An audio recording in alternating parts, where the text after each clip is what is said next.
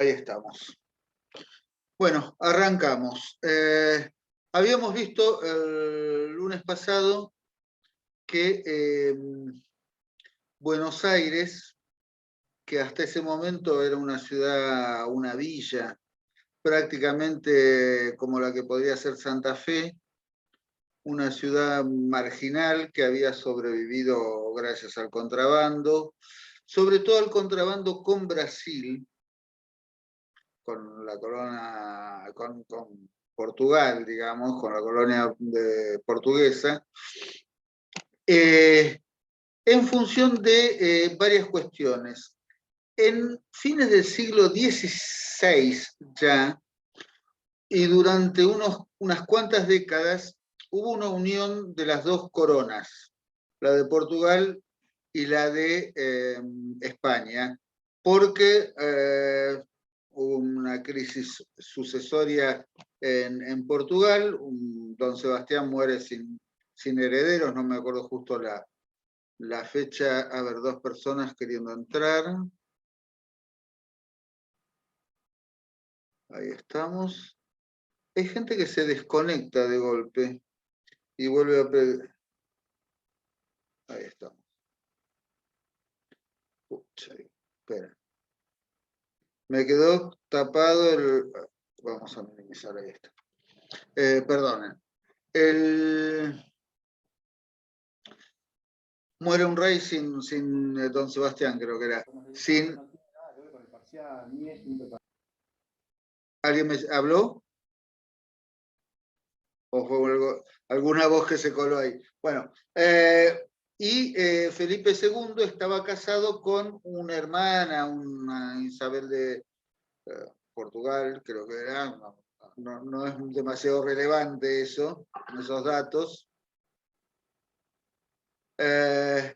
Y toma la corona de Portugal hasta el reinado de Felipe IV, una cosa así. O sea, prácticamente todo el siglo XVII las dos coronas estaban unidas, si bien con la impronta española de que no centralizaba, más allá de que era una monarquía muy poderosa y absoluta, el gobierno de cada uno de los reinos permanecía con características propias. Así como había un Consejo de Indias, hubo un Consejo de Portugal, un Consejo de Aragón, y etcétera, etcétera, etcétera. Un Consejo de Italia. Los distintos reinos tenían cada una legislaciones propias y demás. Pero se hace un acuerdo en que si un barco de un país, o sea, de Portugal, encallaba frente... No está pudiendo entrar Liz Villarreal, no sé qué pasa. Encallaba frente a las costas de una colonia o de un territorio español, o de Castilla, para ser más precisamente, para ser más precisos, con perdón, podía desembarcar la mercadería y comerciarla para que no se perdiera. Y otro tanto pasaba en sentido contrario. Si un barco de bandera de Castilla encallaba frente a una costa de una colonia portuguesa, podía vender sus mercancías en el punto más cercano al lugar de donde había encallado. Por supuesto, en el siglo XVII se produjeron montones de supuestos naufragios cerca de Buenos Aires y se comerciaba montones de cuestiones con un marco legal, pero digamos, sabiendo que era tramposo para la normativa del monopolio, que era imposible. O sea, esas ventanas de oportunidad, ningún comerciante las desaprovechaba. Y así empezó de manera marginal, así se sostuvo la supervivencia de la ciudad, y de manera marginal de esa manera marginal se empieza a construir una sociedad estamental y que eso, pero con un poder que va siendo económicamente cada vez mayor. Habíamos dicho que con la Guerra de Sucesión Española se instaura el mercado de esclavos y ya se normaliza y se regula que los ingleses iban a traer la compañía. Liz Villarreal está sin poder. No sé qué le pasa a esta chica.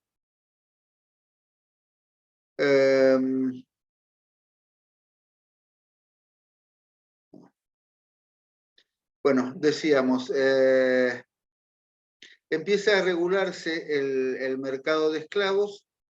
Buenos Aires y en la región no había economía de plantación. La mayoría de los esclavos eran para trasladar al norte del país, al noroeste. Muchos terminaban en las estancias jesuíticas de Córdoba, otros seguían viaje al norte hacia el Potosí.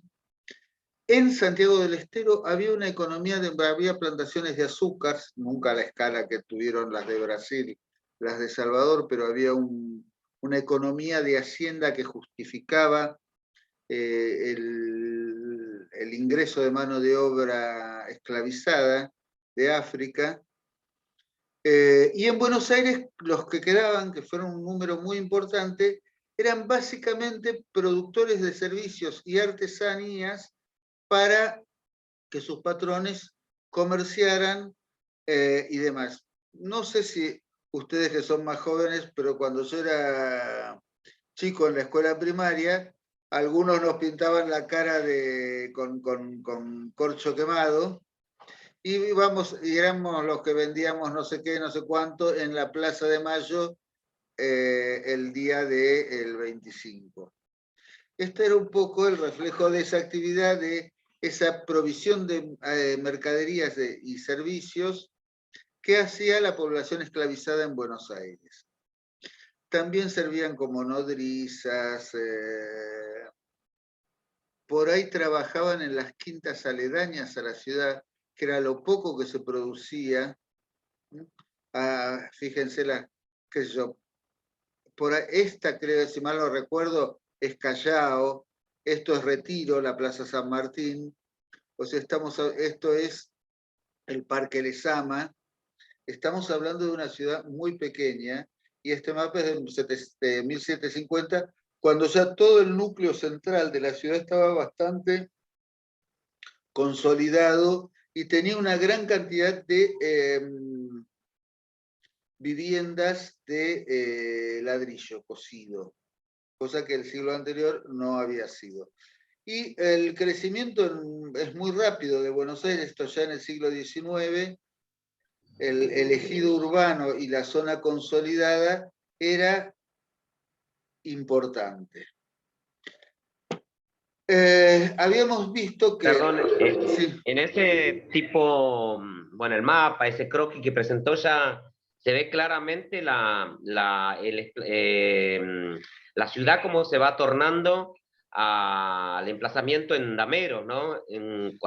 cuadrículas, dameros, los planos regulares. Totalmente. Buenos Aires Con su nace... plaza central, su plaza mayor, la catedral.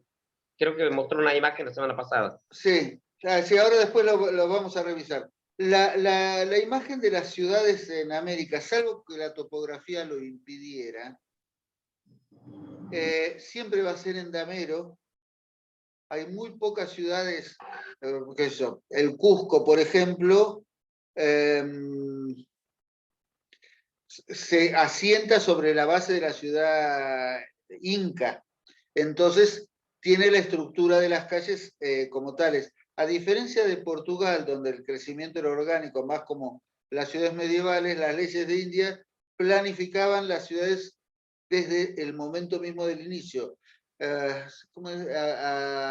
Hilo a cordel y escuadra, se decía, porque desde la plaza se tiraban hilos y se marcaban las calles. El ancho estaba regulado para las ciudades de zonas cálidas, las ciudades de zonas más frías o más templadas.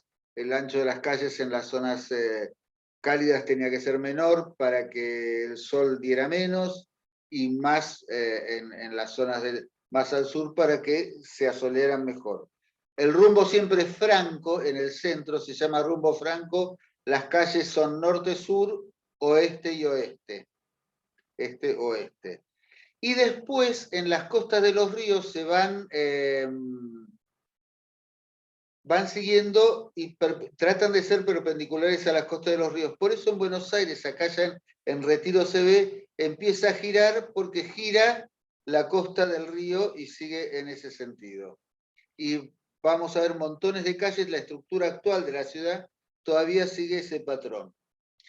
Y sigue ese patrón no solo en la zona central, sino también en los pagos, que eran las zonas de quintas ya más lejos de la ciudad, que se daban y que son el origen de gran parte de los suburbios de Buenos Aires o de ciudades como Córdoba, Santa Fe o Corrientes, o Santiago del Estero, etcétera, etcétera.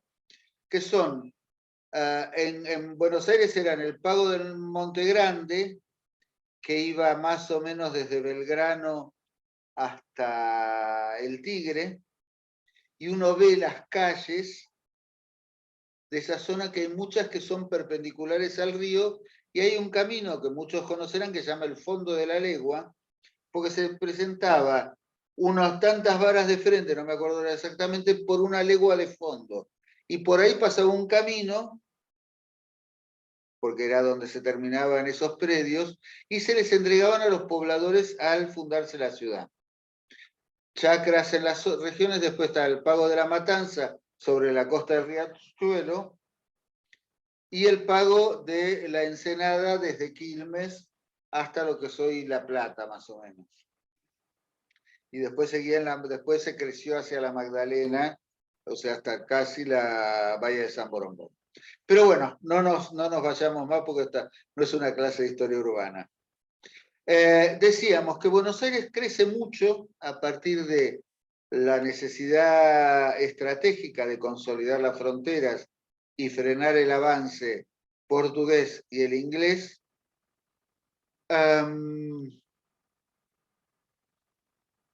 Cuando se crea el virreinato finalmente, Pedro de Ceballos, el primer virrey que había sido gobernador, viene con una guarnición de casi 15.000 soldados, si mal no recuerdo. O sea, importantísimo, y era una población que prácticamente duplicaba la población existente. Genera todo un cambio, una estructura, una modificación del escenario de esa ciudad y de la región circundante, que necesita de abastos, de alimentos, de vestimenta, etcétera, etcétera, etcétera. Y mucho se consigue por producción propia y otra por...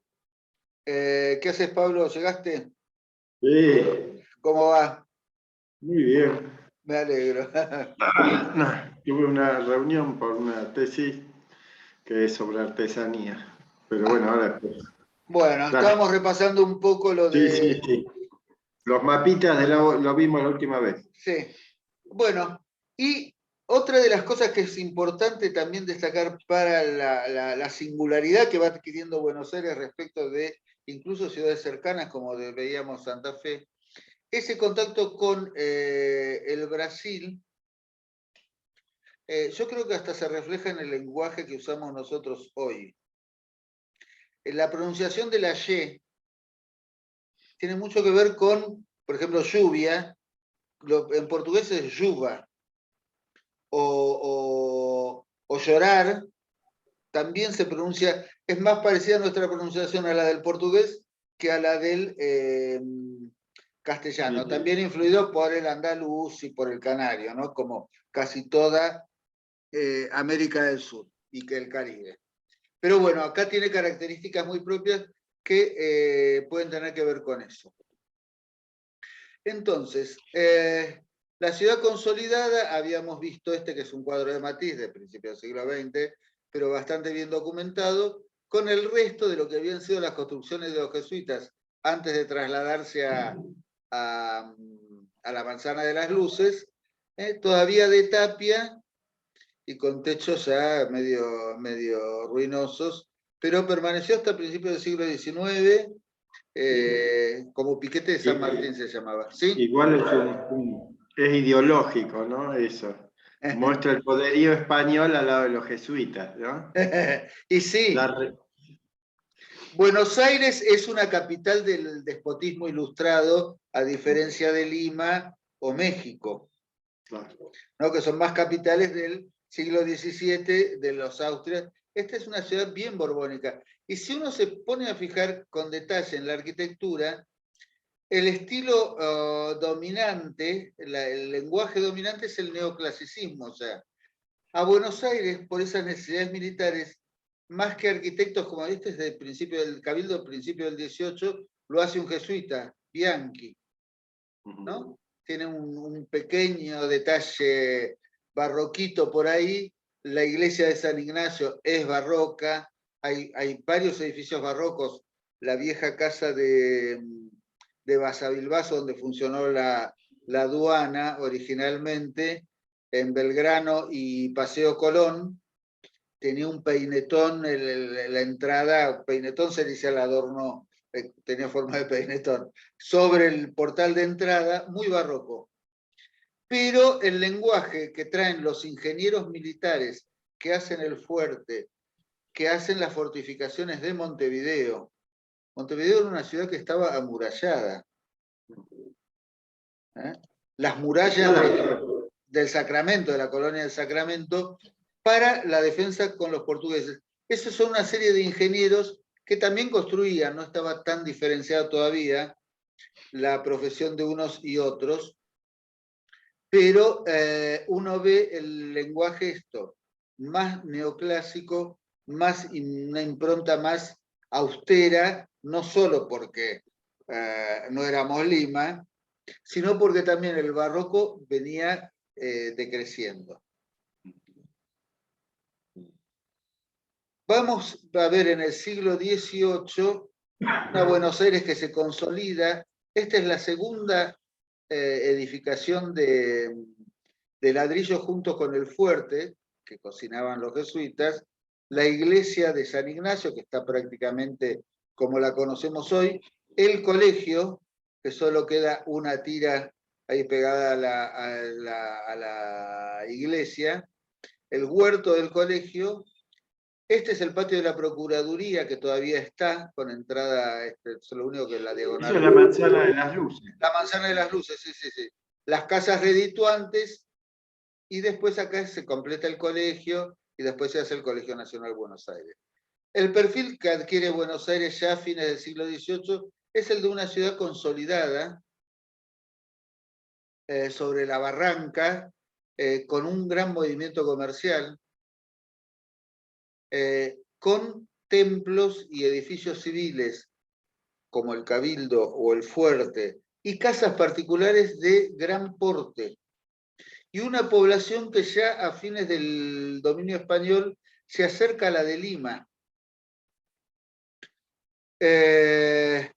Y uno ve el área construida de Buenos Aires en el siglo, fines del XVIII, y la de Lima, y no era tan diferente. Bueno, decíamos esta influencia del portugués, que estuve viendo, después les voy a mandar gran parte del mobiliario de las clases altas y del mobiliario del Cabildo de Buenos Aires, de lo que era el fuerte o de las iglesias, era de origen brasileño. El famoso estilo luso brasilero, que tiene características diferentes al mobiliario tradicional español o al francés. Tiene mucho parentesco con el mobiliario inglés, británico, en el siglo XVIII. ¿En qué parte de Brasil? Y en el contacto ya la corte del gobernador del Brasil estaba asentado en Río de Janeiro. Ah, gracias. En Petrópolis, en la parte No, alta de la no, montaña, Petrópolis es una construcción de ya del Brasil independiente. Es la sede de verano, porque imagínense lo que era una corte, con todos los ritos y los protocolos de la corte portuguesa, con la o casa de su heredera, la Pedro II. brasilera, en Río, que era una ciudad palúdica, una ciudad además de tropical, estaba más cerrada por los morros, entonces la ciudad era muy insalubre. Tenía brotes de peste bubónica cada 2 por 3. Recién a fines del siglo XIX se empiezan a dinamitar varios de los cerros, de los morros de la costa, entre ellos en la zona de Flamingo, Botafogo, y la corte entonces pasaba la mayor parte del tiempo en Petrópolis, en la sierra, donde la altura hacía que fuera más fresco. Ya de principios del siglo XIX. Aparte, una de las ridiculeces enormes que tenía esa corte es que justamente usaban ropa de invierno, usaban pieles, y todos para no... O terciopelos. Eran los símbolos de distinción y de jerarquía. Pero claro, eran símbolos de distinción y jerarquía en los países fríos, digamos. Acá los usaban igual. Era una tortura china, por ejemplo. Pero ni siquiera Lisboa es una ciudad de las más frías del continente. Pero bueno, son esas cuestiones de los protocolos y demás. Y la cantidad de artesanos que convoca una ciudad en expansión es enorme. Y empieza a haber, ya le digo, construcciones de iglesias. Santo Domingo, con la torre, que esta torre existe todavía, después se le agrega la otra, y el frontis con una leve curva barroca. Hoy está como normalizada, pero eso ya es una intervención del siglo XIX tardío. Los agujeros que tiene siguen estando. ¿Pero son reales o son...? Sobre los agujeros, en las décadas, con la comisión en sus primeros años compra unas balas de madera, unas réplicas hace hacer, y las colocan ahí como para simbolizar. Pero las marcas estaban, así como están todavía las marcas en el Ministerio de Economía de los bombardeos del 55. Y se pusieron parches. No, Menem los cambió todos, que dejaron solo un pedacito nada más. Sí, pero uno ve los parches, las cicatrices, si los ve con buenos ojos. Los quería borrar por completo, querían cambiar la placa completa de todo. Sí. No, pero bueno. Y entre ellos, uno de los... De acuerdo con su amigo Rojas. Sí. De los oficios más prestigiosos y mejor pagos era el de la imaginería y la talla de retablos. Que si ustedes se fijan, no sé si conocen, si en la historia del arte ya lo vieron, las líneas ya más que barrocas pasan a ser rococó. El rococó es un barroco mucho más liviano, más etéreo, más en colores pastel, mucho dorado. Las líneas son más fantasiosas que en el barroco y más livianas.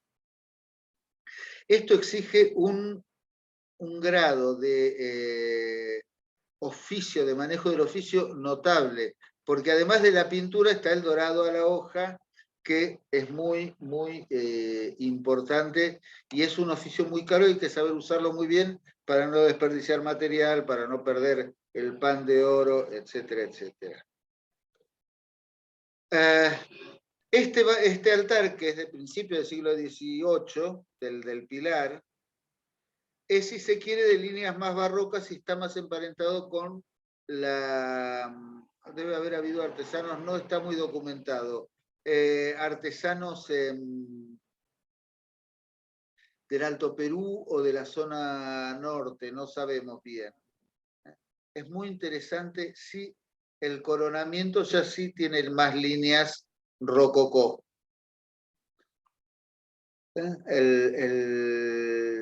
El púlpito es de líneas rococó y en cambio ven que tiene más diferenciado cada uno de los pisos, esas salientes, y cada una de las calles. Esto es una calle, esta es otra calle y esa es otra calle. En cambio en el rococó se van haciendo todo mucho más fluido. A Buenos Aires también llega mucha imaginería, no solo se produce algo acá, sino que llegan del noroeste o de la zona de influencia de lo que se llama el arte de cusqueño, y del Y de Brasil, las famosas imágenes de la Virgen de Luján y de la, ¿cómo se llama la de Santiago del Estero? La famosa Sumampa, creo que es. Son dos imágenes gemelas que venían de Brasil, dos imágenes de la Inmaculada Concepción, y una, tenemos 10 minutos, el carro se empaca en Luján, y la otra sigue, y el carro se empaca en Santiago del Estero, en Sumampa, creo que es. Y se erigen santuarios en cada uno de los lugares a la Inmaculada Concepción, y la Virgen pasa a tener el nombre del campo que o de la población que los acoge. Entonces, las influencias artísticas son de variado cuño y sincréticas, y en cuanto a la imaginería, como dijimos el otro día, está muy, y la talla de retablos está muy a la altura de lo que estaba sucediendo en Europa.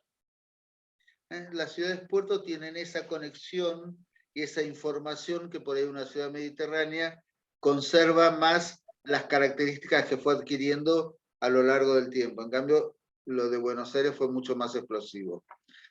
Lo que decíamos de las líneas neoclásicas, San Francisco las conservó hasta el año 1900, cuando se les ocurre hacer la imagen esa barroca que tiene ahora.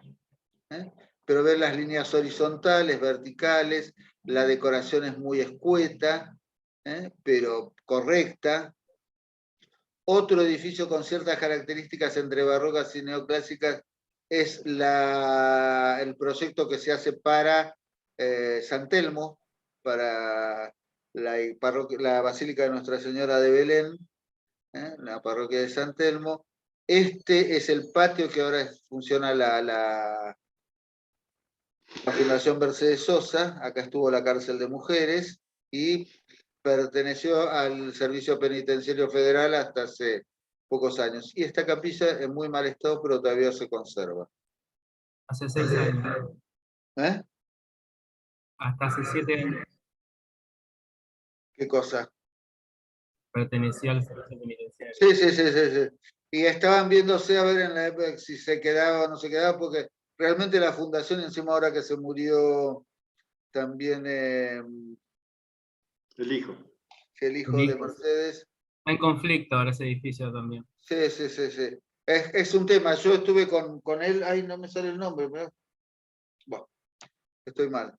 La cuestión es que sí, no tenían dinero para mantenerla.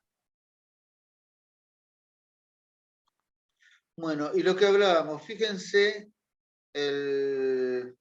los altares, este es el retablo mayor de San Ignacio, el de la catedral, que originalmente era también dorado y blanco, hoy es dorado casi en su totalidad,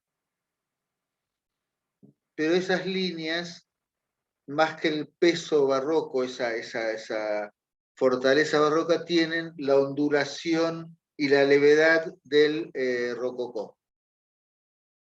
Que es muy interesante. Este es en San Ignacio, el altar de la Dolorosa. La imagen esta estuvo en la catedral, volvió, después hay otra parecida en la catedral y demás. Es muy importante. El principal tallista fue Isidro de Lorea, que era sevillano,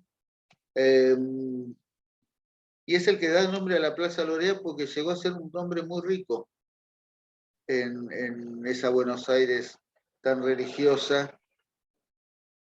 Detalles, esta es la famosa rocalla, la roquey, que de alguna manera le ayuda a dar el nombre al rococó, por roquey, es como un término medio despectivo, donde las líneas son muy ondulantes, las calles se confunden, se abren, se cierran, fluyen una en otra, y es muy interesante porque hace unos años se corrió el retablo, parece ser que en un momento estuvo cerrando justo casi abajo de la cúpula, y después se corrió porque el edificio que construyeron atrás hace mover demasiado al muro testero y le va produciendo fisuras y demás, y se decide correr definitivamente y se hace una capilla detrás del retablo del altar mayor. Y se descubre que las molduras originales, el edificio desde 1750, tenían también todo ese detalle y el diseño de los capiteles rococó. Cuando se completa y se hace más al estilo italiano a fines del siglo XVIII y principios del, fines del siglo XIX y principios del XX, los capiteles se vuelven a tallar, pero más un corintio más académico, menos fantasioso que el del rococó. Pero es muy interesante esto porque vuelvo a Buenos Aires como capital y como ciudad puerto empieza ya a recibir y a absorber información de muchas partes del mundo que otras ciudades de lo que hoy es Argentina no recibían. Se está por cortar y cualquier cosa volvemos con la última parte. Cuando se corte, arrancamos de vuelta en 5 minutos. Otra de las cosas, esta es la casa de Basavilbaso, que después fue la aduana. Es una una acuarela de un inglés Vidal, Essex Vidal, en 1817-18. Y esta es la llegada al Bajo por lo que hoy es Belgrano. La arquitectura, también civil, empieza a tener líneas más neoclásicas, techos planos, ya se van abandonando los techos de tejas. Y otra cosa que hace de Buenos Aires una capital es la disponibilidad de hierro. Cosa que habíamos dicho en Santa Fe o en el siglo XVII era muy costoso y muy difícil y muy racionado la provisión de hierro para el uso civil, por el tema de la posibilidad de fabricar armas. Igual el hierro venía porque hacía de lastre de los barcos, ¿no? También, sí, pero no se lo Para daban hacer a el lastre, y cualquiera. entonces acá después se cargaba, se sacaba el hierro y se cargaba con... En este caso con cueros, que era la cueros. famosa, que lo dijimos la vez pasada, la economía de esta zona empezó a explotar con el mercado de esclavos y las vaquerías, que ahora vamos a ver.